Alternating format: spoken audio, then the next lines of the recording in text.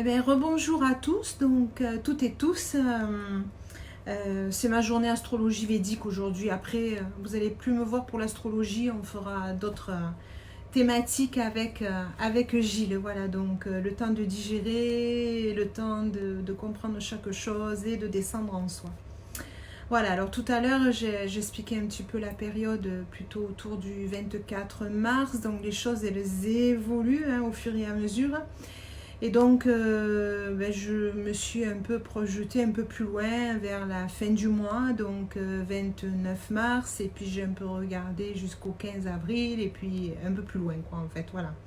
Alors, comme je vous disais, oui, il y a un événement, en fait, on l'avait vécu en 2017, mais comme je disais, là, c'est que en 2017, c'était pas sur les mêmes enjeux des planètes et des maisons, quoi, en fait, des signes des maisons, excusez-moi.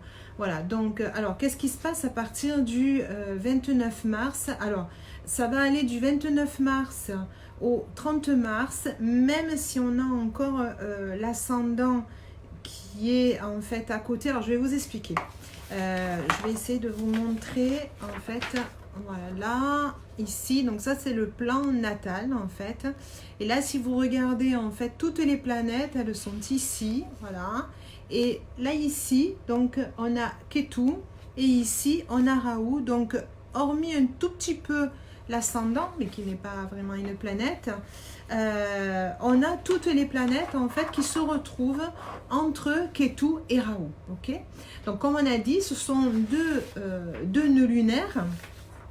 Le nœud, ce sont ce qu'on appelle en fait en mode indien, en mythologie, en tout cas en Yotish, ce sont les forces normalement qui sont les plus maléfiques du thème après Saturne. Alors comme j'expliquais dans ma vidéo d'avant, quand on dit maléfique avec les Indiens, c'est parce qu'en fait Saturne, bon, vous savez que les Indiens ils croient toujours à l'incarnation et que leur vie en fait elle est pour être tout ce qu'ils vont faire comme action, c'est-à-dire tout leur karma de cette vie-là est faite en fait pour être encore meilleure pour la prochaine vie. Ok.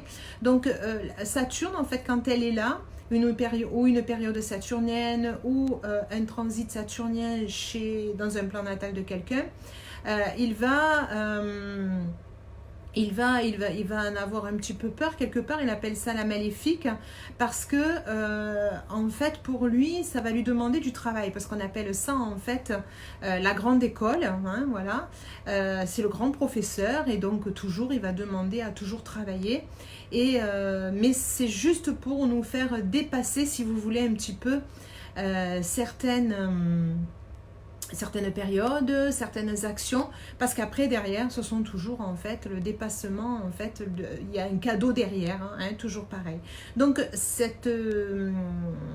vous voulez cette position là, j'ai du mal à trouver mes mots là, cette position là est très particulière, quoi, en fait. Puisque donc on appelle ça donc le Kala Sarpa. Hein, donc, parce que nous avons toutes les planètes qui se retrouvent finalement entre donc ces fameux nœuds lunaires. Ok. Donc on a Rahu qui est le nœud lunaire donc nord et qui est l'équivalence en fait en force de Saturne, et on a Ketu qui est le nœud sud qu'on appelle et qui est l'équivalent de la force de Mars. Voilà. Donc les nœuds, ce ne sont pas des planètes, mais honnêtement selon comment elles sont placées, elles ont des qualités qui sont encore beaucoup plus fortes, ok. Et ça, c'est une position en fait qui est très particulière. Donc le Kalasarpa en fait nous amène dans des situations qui sont très très fortes, quoi, en fait. Donc ce sont des périodes qui sont extrêmement intenses, ce que l'on vit, hein, en fait, où derrière il y a des enjeux qui sont majeurs, quoi, en fait, hein, voilà. Donc, mais c'est aussi derrière des occasions qui sont incroyables, hein, aussi en même temps. Alors, si vous voulez, c'est une motivation quelque part qui va être nécessaire pour après derrière avoir un succès, hein, voilà. Donc on a en exemple, j'avais lu ça donc dans certains livres quand on faisait des études de plan natal chez certaines personnalités, et par exemple des personnalités telles que Gandhi ou Nelson Mandela, en fait ont un plan natal, c'est-à-dire que quand elles sont un plan natal, c'est quoi? C'est simplement la position des planètes au moment où ils sont nés. Et en fait, ils sont nés comme ça, où toutes leurs planètes est entre Ketu et Rahu. Et donc, leur vie n'a pas été vraiment facile, hein, loin de là.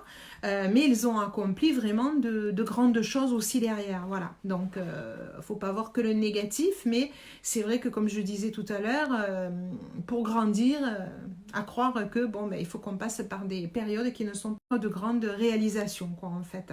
Mais pendant ce temps, les autres maisons, en fait, ne sont pas du tout occupées aussi, hein, voilà. Donc, elles sont inoccupées. Et du coup, bon, ça crée un déséquilibre, forcément. Hein, voilà.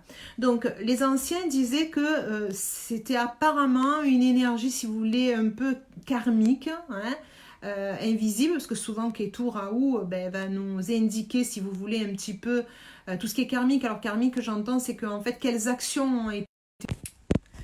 Ah, je me remets, je pense que c'est...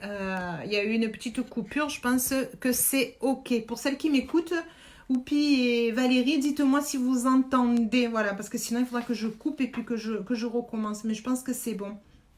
Voilà, donc je disais, les anciens disaient que souvent c'est une énergie donc karmique invisible, et souvent donc Ketu va nous demander de lâcher quelque chose pour après mettre en lumière d'autres choses aussi en même temps. Mais on ne peut pas s'occuper de quelque chose tant qu'on n'a pas lâché ses vieux bagages, quoi, en fait. Hein, c'est souvent ça. Il y a l'astrologue et David Frolet, qui a beaucoup écrit de livres aussi sur l'Ayurveda aussi, qui explique en fait que le Kalasarpa Yoga peut causer des perturbations importantes et inattendues autour de nous et en nous, entraînant des problèmes de communication. Donc nous sommes aux prises avec des forces karmiques, nous contraignant à jeter un regard plus profond, à une vision d'ensemble. Ok, voilà. Donc c'est vraiment une position qui est extrêmement délicate, quoi, en fait, hein, si je peux l'appeler comme ça. Et c'est, si vous voulez, un moment où le karma collectif, quelque part, c'est un ombrage, donc la vie individuelle, elle va représenter donc en fait les catastrophes collectives, quoi, en fait. Hein, c'est une période qui va être un peu comme ça. Donc, quand on parle de... Je ne vais pas parler de côté négatif et côté positif, hein, c'est plutôt, on va dire, le côté moins, on va dire, de Rahu, hein, quand il se présente, donc qui a la force de Saturne. Ça va nous créer, en fait, des troubles donc, psychologiques, émotionnels, des maladies mystérieuses aussi. Il va y avoir un désarroi mental, un malaise, agitation. Bon, c'est exactement ce que l'on vit. Et en moins aussi, Ketu, qui est la force de Mars, nous donne de la colère et de l'obstination. Hein, donc ça, on le voit là. Après, toujours chaque planète a son côté plus et son côté moins, hein, comme toute chose. Donc pour équilibrer, donc Rahu, ça peut nous donner aussi une harmonie et avec, si vous voulez, dans les tendances collectives, quoi, en fait. Donc ça peut harmoniser les choses aussi. Et Ketu, ça va donner aussi un pouvoir donc de concentration et la perception, l'aptitude à transcender donc les influences extérieures aussi, hein. La perspicacité aussi psychique et spirituelle. En tout cas, ça veut nous amener, si vous voulez, dans ce qu'on appelle le moksha. Donc, c'est dans la libération. Hein. Souvent, je le dis, les 4 buts donc, de l'être humain, en fait, c'est d'aller vivre donc, ce qu'on appelle les 4 grands pôles. Donc, le dharma, artha, et il y a le moksha libération, quoi, en fait, aussi, et asta, excusez-moi, les 4. Ok, donc là, ça amène vers la libération, puisqu'en fait, Ketu, on demande de lâcher quelque chose. Hein. Je donne toujours l'exemple d'une montgolfière. On veut monter dedans, on veut s'envoler. Mais bon, on monte dedans, ok, mais pour pouvoir s'envoler, il faut en fait lâcher donc les gros sacs de sable pour que donc la montgolfière puisse s'élever aussi en même temps. Donc si on veut aller vers cette élévation, hein, d'une meilleure vie, il faut pouvoir en même temps lâcher les vieux bagages aussi en même temps. Okay, alors, moi j'aime bien regarder, puisque là c'est essentiellement donc Ketu et Rahu. Après je vous donnerai quelques informations aussi des fameuses planètes qui se retrouvent donc entre les deux. Mais on va regarder vraiment qu'est-ce qui se passe donc dans Ketu et Rahu, hein, parce que c'est quand même donc les deux nœuds qui bloquent donc toutes les planètes. Et donc, comme je dis souvent, moi ce qui m'intéresse, c'est d'aller regarder donc les fameuses demeures lunaires, hein, puisque dans le Jyotish, les nœuds sont très importants, quoi, en fait, par rapport à une autre étude donc d'astrologie. Et elle porte donc des noms, hein, ce sont les nakshatras. Et donc là, nous retrouvons avec Rahu, qui est Ardra, et Ketu, qui est Mula. Okay, donc, qu'est-ce qu'elle nous donne comme information? Donc, Rahu va nous donner l'information que nous nous retrouvons dans une sensibilité avec le désir d'aider ceux qui souffrent. Okay, donc toujours pareil, il y a le côté défaut, le côté favorable. Donc le défaut, c'est souvent un abus de pouvoir qui se passe. Ça inflige la douleur et la peine aux autres. Et souvent, c'est orienté uniquement vers la science matérielle. Okay, donc il y a peu de cœur, quoi, à ce niveau-là. Mais ça donne aussi un côté favorable. Il ne faut jamais voir toujours le mauvais côté. Il y a les deux et c'est l'équilibre des deux qui fait que, hein, puisqu'on est toujours dans l'équilibre de la dualité pour toute chose. Donc, c'est favorable aussi pour les activités donc, nécessitant la résolution des conflits, la transformation d'une situation. Okay, donc, peut-être que dans cette période-là, donc c'est très bousculant, mais en même temps, il y a quelque chose qui se met en place aussi en même temps. En tout cas, c'est quand même, avec Rahu, c'est quand même une énergie qui va être tranchante. C'est pas facile, quoi, en fait, vraiment. Hein, donc, ça peut nous faire mal. Et il va falloir passer par certaines périodes. Donc, voilà. Hein, donc, je vais vous lire aussi sur des anciens textes que j'avais trouvés aussi. Pour Ardra, donc en fait, il y a toujours une divinité gouvernante, hein, sur chaque nakshatra. Et là, la divinité gouvernante, donc Rudra, le dieu de la destruction, est une forme de Shiva dont la mission est de détruire l'ignorance. Il guide la conscience vers le savoir et la découverte des réponses de la vie pour soi-même. Ici, on commence à étudier ou à apprendre la loi de la nature. C'est la première fois que la nature matérialiste de la vie ne nous satisfait pas et que nous commençons à nous développer vers des horizons différents. C'est exactement là où on en est. Okay. Alors, le symbole de Ardra, c'est le joyau ou la tête. Donc, le joyau indique la faculté d'absorber les énergies cinétiques, mystiques et spirituelles du soleil. Les joyaux absorbent les énergies qui les entourent et les transmettent à celui qui les porte. Ardra peut absorber ses pouvoirs, qu'il utilisera pour le bien ou le mal. L'autre symbole d'Ardra est la tête, où est situé le cerveau, le mental. Le cerveau est façonné par les expériences du karma passé. Nos réactions dans la vie présente sont déterminées par la somme totale d'expériences de ce karma. Donc quelque part, on règle un petit peu toutes les mauvaises actions qui ont été faites, donc finalement, avant. Hein. Donc l'influence globale d'Ardra représente l'intuition et la sensibilité de la Lune, le pouvoir intellectuel de Mercure et la convoitise de l'immortalité de Rahu. La combinaison Rahu-Mercure, puisqu'en fait, Rahu se retrouve donc en fait en Gémeaux, et donc c'est aussi la position de Mercure. Donc l'association n'est pas facile. Hein. Ceux-ci ont une relation qui est karmique en rapport avec la découverte du bonheur éternel.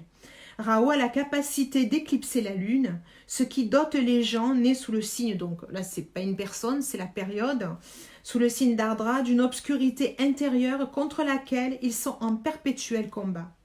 Les Ardras risquent de se créer des problèmes eux-mêmes, de devenir autodestructeurs en essayant de mettre sur pied des situations idéales.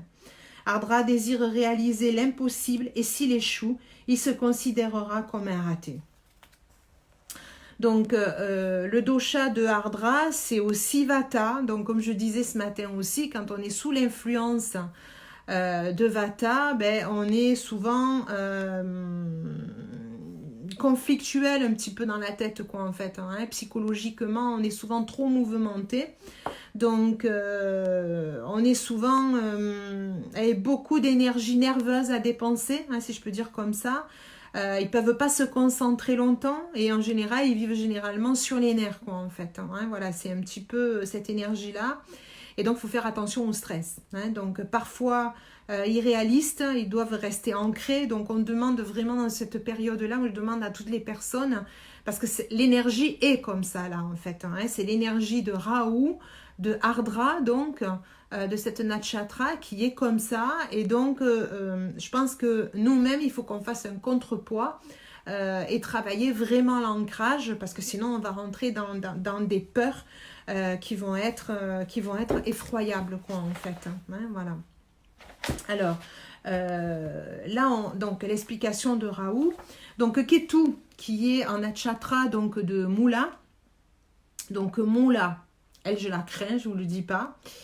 C'est parce qu'elle donne la souffrance, l'abus des pouvoirs, détient la faculté de détruire, de ruiner, de briser, et donne accès aux choses cachées. Donc c'est exactement ce qui est en train de se passer, quoi, en fait, en tous bords. Hein. Ce matin, on en parlait un petit peu dans ma vidéo qui expliquait sur à peu près le 24 mars. Donc le défaut, c'est aussi la domination sur les autres, l'arrogance et le pouvoir, donc pouvant déboucher sur des actions terribles. Paranoïa, peur, état de confusion.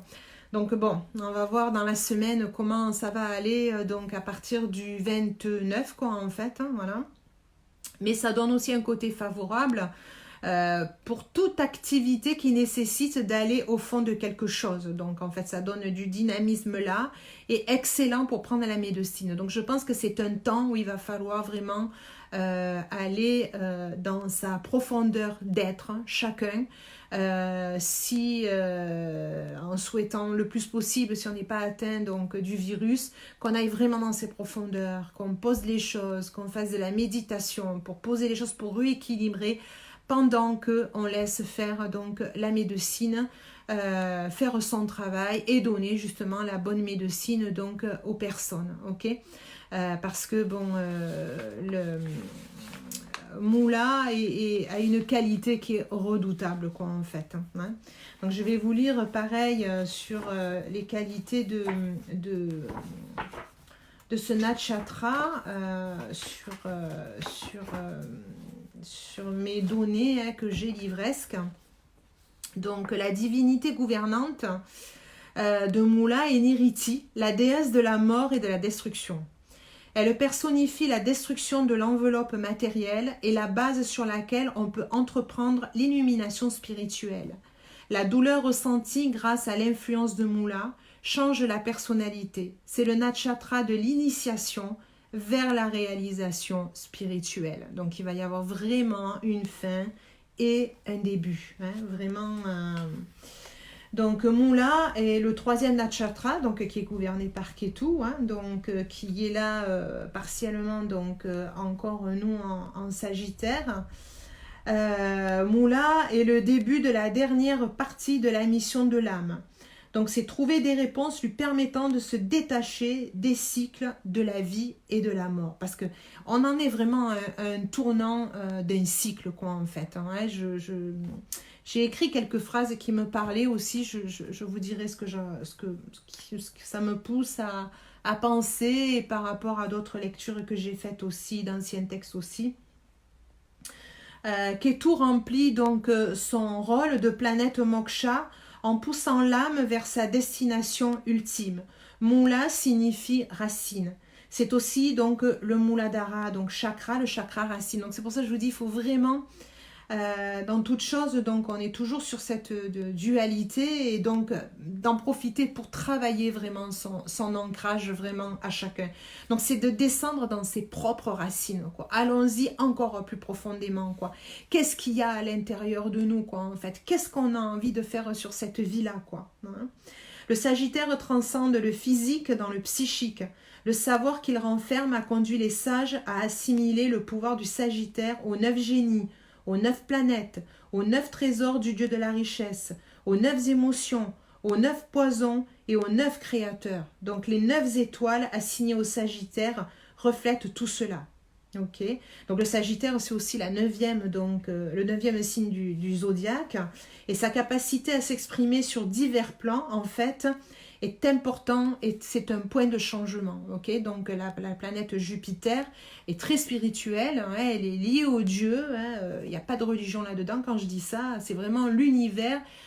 C'est pour nous montrer les vraies choses de la vie aussi en même temps. Okay, donc le symbole de Moula, c'est la queue du lion ou l'aiguillon à éléphant. Très mythologique. Hein. L'aiguillon à éléphant est utilisé pour diriger celui-ci dans la bonne direction. Pour les hommes, ce symbole représente la constante poussée ou douleur qu'ils doivent subir dans la quête de la voie spirituelle. Le lion utilise sa queue pour exprimer sa colère et sa suprématie. Une immense colère dirigée envers les autres peut être présente ici, ainsi que des fortes questions de pouvoir.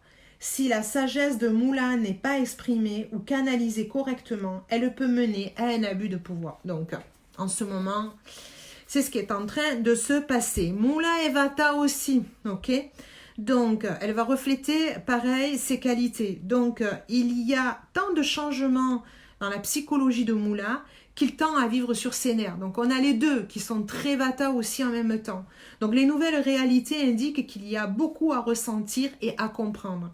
Son esprit est très actif et il a du mal à se détendre. Donc, période là vraiment, et c'est qu'un début 29-30, puisque, comme je le disais tout à l'heure, le Kala Sarpa, on va l'avoir donc du 29, pratiquement elle est une journée, on va dire du 29 le soir jusqu'au 30, mais on va le retrouver après dans la période du 15 avril au 27 avril, et là il n'y aura pas l'ascendant, il sera complètement écarté, hein, donc là c'est vraiment Ketu et Rahu qui vont englober donc en fait toutes les planètes, et ensuite on l'aura à nouveau, on ressort donc du 15 avril au 27 avril, on en ressort le 28 avril, il y a certaines planètes donc qui sortent j'allais dire de cet enfermement entre Ketu et Rahu. On va le retrouver un tout petit peu le 10 mai et rebelote encore du 13 mai au 24 mai où on retrouve encore le Kala Sarpa, ok, Kala Sarpa ou Kala Sarpa. Alors, sachant que ça ne touche pas les mêmes maisons, donc les explications ne sont pas toujours les mêmes, ok. Là, pour ce qui va concerner donc la période à peu près du 29 mars, on va se retrouver en fait dans Ketu qui est en maison 2. Non, excusez-moi, là je prends sur la santé, là. Je vais retrouver mes petits papiers. Parce que si vous saviez mon bureau dans quel état il est, je retrouve plus la position, elle est là. C'est ça, parce que je vais vous dire un mot après au niveau de la santé après aussi.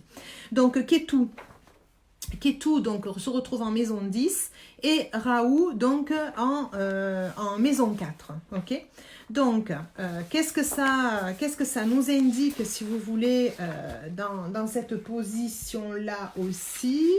J'ai mélangé tous mes papiers là à l'instant, donc du coup je retrouve plus ce que je voulais vraiment vous lire. C'est pas grave, on va le retrouver après. Donc, ce que je voulais vous dire au niveau du 29 mars, je vais vous demander juste 2 petites minutes parce que je ne retrouve plus ce que je voulais vous dire en même temps. Voilà, c'est là. Ok. Donc, Ketu, Rahu, on a vu avec Moula et Ardra, ok. Donc ensuite nous nous retrouvons là ici, je vais vous le montrer si vous le voyez, là ici, ces 3 planètes ici, donc bien évidemment qui se retrouvent entre Ketu et Rahu. Nous avons Jupiter, Mars et Saturne qui se retrouvent donc en Capricorne. Donc Capricorne c'est quoi? Atteindre la réalisation, ok. Nous avons ici ce que j'appelle un 9e de la Lune par rapport à la maison 11, Alors, comme je dis, c'est juste ma façon de voir les choses. Je n'ai pas la science infuse, ok? Je me sers de tous mes enseignements et les textes anciens, ok? Donc, je vois vraiment qu'il y a des élans nouveaux, hein, partagés, une ouverture en tout cas pour la réussite pour le monde, ok? On se retrouve avec la Nakshatra, donc la petite demeure qui est Uttarashada, on en avait déjà parlé. Donc c'est vraiment l'assimilation de la psyché, hein, à cette position-là aussi.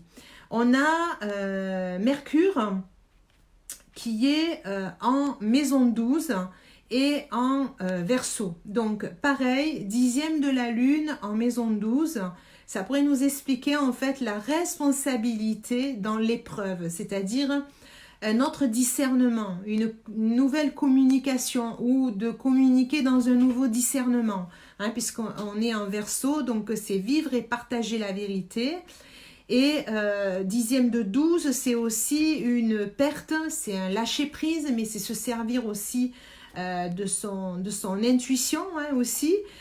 Et là, la Nakshatra, donc, c'est Shata Blishak. Okay, alors, honnêtement, je ne l'avais jamais étudié vraiment, je ne l'avais jamais retrouvé dans un plan natal quand je le fais pour les personnes. Donc, du coup, je vais vous lire un petit bout aussi des textes sacrés. En fait, cette Nakshatra, elle détient le pouvoir de guérison.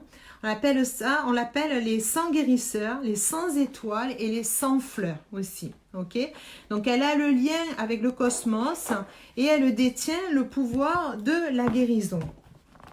Donc, je voulais vous lire quelques petites informations. Donc, la divinité gouvernante de Shatabhishak, c'est Varuna. Et Varuna, c'est l'ancien dieu védique qui régit les océans et dirige le soleil et le vent. Censé avoir d'extraordinaires pouvoirs de guérison et de rajeunissement grâce à l'utilisation des plantes et des remèdes physiques. Il peut prévenir la mort et la destruction. En tant que souverain des eaux, il contrôle les émotions et l'esprit et a donc la capacité de conférer la sagesse et de changer la direction de l'esprit. Donc, positionnons-nous dans notre cœur, ok? Voilà. On pourra contrebalancer toutes ces énergies qui vont dans tous les sens, hein? Donc, Shat Bishak, c'est en 2 mots, puisque c'est en sanskrit. Shat signifie 100, Bishak, sans le chiffre, hein? Bishak, démon et guérisseur. Les Shatabhishak sont doués de capacités curatives particulières. Ils peuvent se montrer démoniaques en même temps que divins. Symbole des 2 aspects de l'homme, on doit vaincre l'un pour trouver l'autre. Cette nakshatra est liée au sage Valmiki qui, selon les Védas, a été voleur avant de trouver la véritable voie. C'est-à-dire que quand on a mal, à un moment donné, on trouve une autre voie. Regardez ce qui est en train de se passer. Éventuellement, des politiciens ou autres personnes qui ne croyaient pas éventuellement à un certain médicament, d'un coup, hop, ils ont envie de dire, mais si, on peut au moins essayer ça plutôt que de mourir, quoi, en fait. Donc, il y a des gens qui peuvent passer, hop, de l'autre côté. Donc, soyons indulgents, soyons dans le cœur.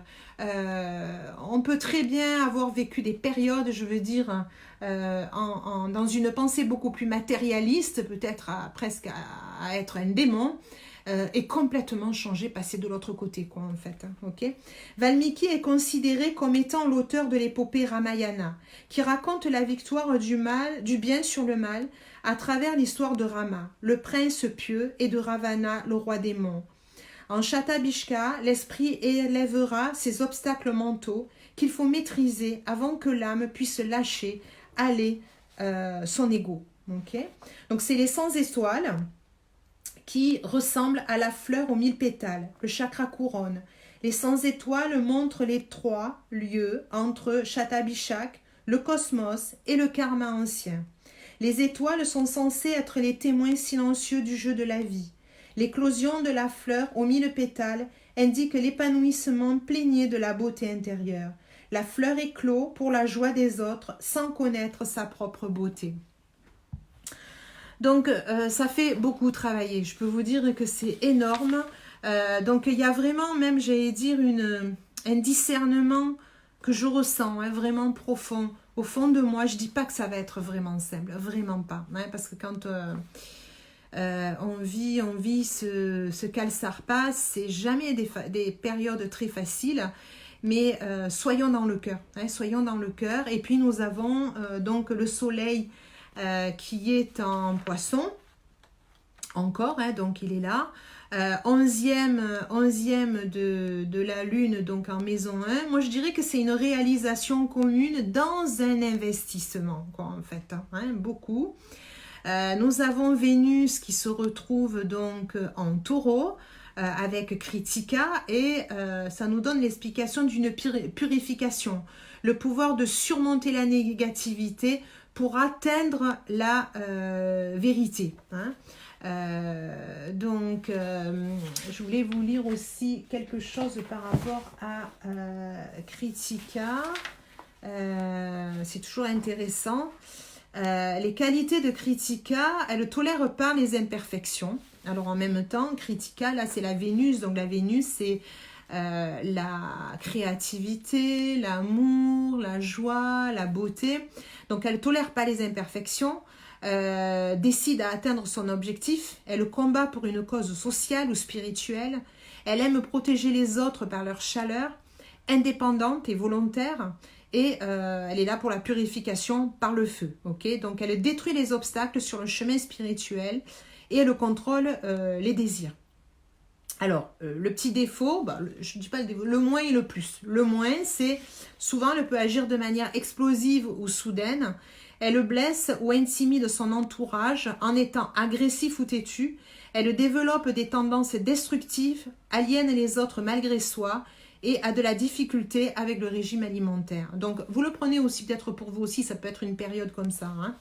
Et elle est favorable, par contre, pour les rites de purification, d'abandonner les mauvaises habitudes, des activités requérant courage, initiative, pour prendre des décisions, cuisiner, materner. Donc c'est vraiment aussi une période pour soi de revoir son alimentation, revoir comment on va trouver de la bonne énergie en soi. Donc j'arrête pas de le répéter depuis une bonne semaine. Il y a plein de tutos au niveau du yoga. Donc essayez-vous tranquillement, doucement, méditer, hein, simplement s'asseoir, penser, écouter de la belle musique aussi en même temps. Essayer des nouvelles recettes de cuisine ou s'essayer des choses qu'on n'avait pas le temps, lire des livres qui vont nous apaiser aussi en même temps. C'est un cadeau en même temps personnellement pour aller à l'intérieur de soi, quoi, en fait. Hein, c'est vraiment cette période-là. Et là, la Vénus, elle nous indique cette période-là, même si c'est un chaos total, hein, tout autour, parce que ça fait vraiment peur tout ce qui passe à l'intérieur, mais comme je disais, laissons faire donc les soignants, laissons-leur faire leur travail. Là où on peut aider le plus, en tout cas pour l'instant, c'est tous ceux qui sont en bonne santé, restez reclus chez vous pour éviter d'être malade et laissons petit à petit les soignants donc aider et guérir les autres pour éviter qu'il y en ait encore trop, quoi, en fait. Hein, voilà. Donc, c'est en même temps, ça nous indique aussi une crise de ce qui est caché, hein, mais qui va être utile au monde aussi. On ne pouvait plus continuer comme ça, hein, aussi en même temps. On a aussi donc sur Soleil, ce que j'allais dire, donc Uttara Bhadra, elle nous donne aussi une indication que c'est une étoile de guérison, comme on le disait tout à l'heure, et c'est une combinaison de sagesse et énergie aussi en même temps, alors qui est capable d'endurcir les douleurs et de les transformer. Alors sûr qu'il y a beaucoup de douleurs, mais on va arriver à surpasser ça. Hein. Donc ce sont les meilleures solutions pour les uns et les autres afin de retrouver une sagesse, hein, une nouvelle sagesse, hein, à ce niveau-là aussi. Voilà. Vous dire aussi, oui, ce que moi j'avais envie de vous dire par rapport à... Excusez-moi, je cherche mes papiers, j'en ai de partout. Je voulais vous lire quelque chose que j'avais écrit. Je vais retrouver mes petits papiers, ne vous inquiétez pas, on va les retrouver là. Ça va arriver, ça va arriver. Je sais plus où est-ce que j'ai mis...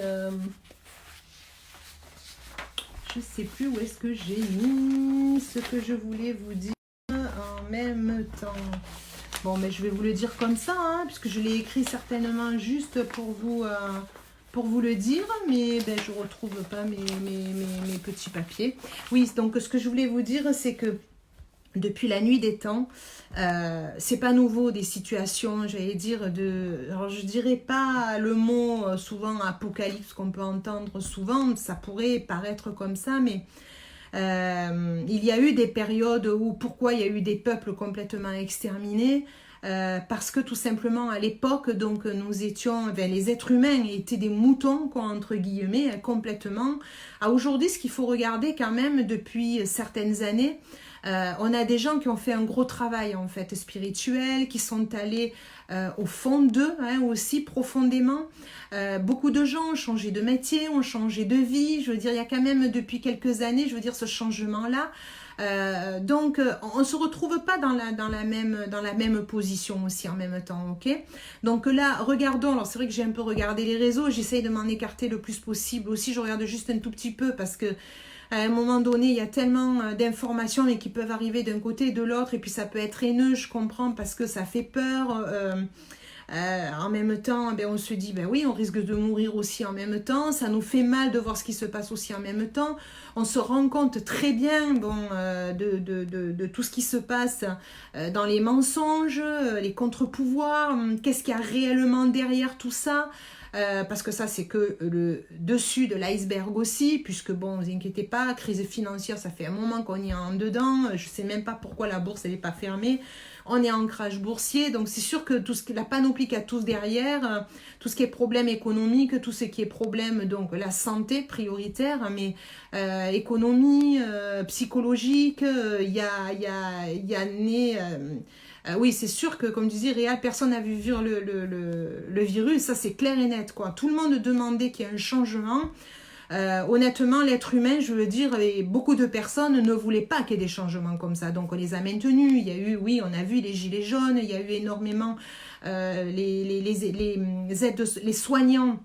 Les soignants, les gens, j'allais dire le peuple, tout le monde, les camionneurs, les gens de la poste, tous les gens qui sont, j'allais dire, en train de travailler aujourd'hui, finalement ont été gazés il y a quelques mois et aujourd'hui ils sont vénérés, quoi, en fait, ok, mais vénérés, mais en même temps, quand il y a une petite lueur d'une médication qui peut aider, hein, de toute façon, c'est mieux que la mort, quoi. Donc on essaye, hein, quand on est dans le feu, ben, on y va, quoi, go. C'est pas mieux que d'aller soigner dans des tentes, quoi, hein, en 2020 aussi, hein, pour essayer de soigner le plus possible de personnes. Et quand on voit qu'il y a encore un contre-pouvoir à côté, bon, voilà, c'est la question qu'on se pose, jusqu'où ça va aller, pour aller toujours à gagner, quoi, en fait, sans trop aller le dessous de l'iceberg, parce que bon, voilà, il y a des choses qui sont pas belles à voir aussi, hein, au fur et à mesure, mais donc, revenons à l'intérieur de nous, quoi, en fait. À aujourd'hui, nous sommes plus comme un peuple, des humains uniquement intelligents, nous sommes des humains pour certains qui sont maintenant avec une certaine conscience, quoi, en fait. Ok, c'est ça la différence des deux. Ok, jusqu'à présent, il y avait des moutons humains, intellectuels, parce qu'on dit qu'ils sont intellectuels, hein, à ce moment-là, parce qu'ils sont peut-être plus intellectuels qu'un animal, peu importe, bref. À aujourd'hui, il y a quand même beaucoup de personnes, en fait, qui sont vraiment beaucoup plus dans la conscience. Ok, il y a eu beaucoup de choses. D'ailleurs, on le voit, il y a beaucoup de gens quand même qui sont instruits, qui ont fait de belles études aussi, et qui, à aujourd'hui, s'occupent de leur métier. Hein, voilà, un médecin, normalement, il a validé le conseil d'Hippocrate. Moi, je suis beaucoup plus dans les médecines ancestrales. On s'occupe de la médecine, quoi. On ne va pas s'occuper de l'argent, du pouvoir, de l'ego, à aujourd'hui, la priorité, c'est vraiment comment on va soigner, comment on va sauver le peuple, quoi, en fait. Donc, à chacun, oui, effectivement, d'être, comme on devrait toujours l'être, être clair, être honnête, hein, c'est ça qu'on demande, quoi. Il faut plus qu'on fasse de différence avec la nature. On est les 5 éléments, on doit être comme les 5 éléments. Regardez, depuis qu'il n'y a plus la pollution, depuis que tout s'est arrêté, quoi, en fait. C'est peut-être parce qu'on y voit plus clair, peut-être à l'intérieur de nous, mais le ciel est bleu, on entend plus les oiseaux, on voit la floraison beaucoup plus que les autres fois aussi. Oui, il faut éclaircir. Donc, à aujourd'hui, on est dans le feu. Il faut soigner tous ceux qui sont malades. Protégeons-nous de ne pas devenir malades non plus aussi. Il faut qu'on se sorte de ça aussi en même temps. Mais honnêtement, après, on ne se laisse plus avoir derrière. Il faut qu'on soit conscient, il faut qu'on reste dans cette conscience-là et qu'on fasse ce que notre âme nous demande. Le pouvoir, c'est nous qui l'avons à l'intérieur de nous, ok? C'est notre âme qui a le pouvoir, ok? Elle sait ce qu'il y a à faire, ok? Donc chacun de nous, c'est précisément le pourquoi il est venu s'incarner sur cette terre-là, ok? Je fais des plans natals. Hein, si ça vous intéresse de le voir personnellement pour vous, appelez-moi, c'est la seule chose que je peux faire par téléphone ou par vidéo, ok? Donc, je peux vous aider.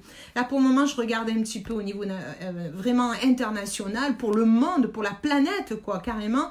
Mais revenons, s'il vous plaît, chacun en soi, quoi, en fait, ok? Là, on n'a plus rien à perdre de toute manière. De toute façon, au niveau économique, je n'ai pas d'argent, j'ai plus de revenus, comme beaucoup d'autres, ok?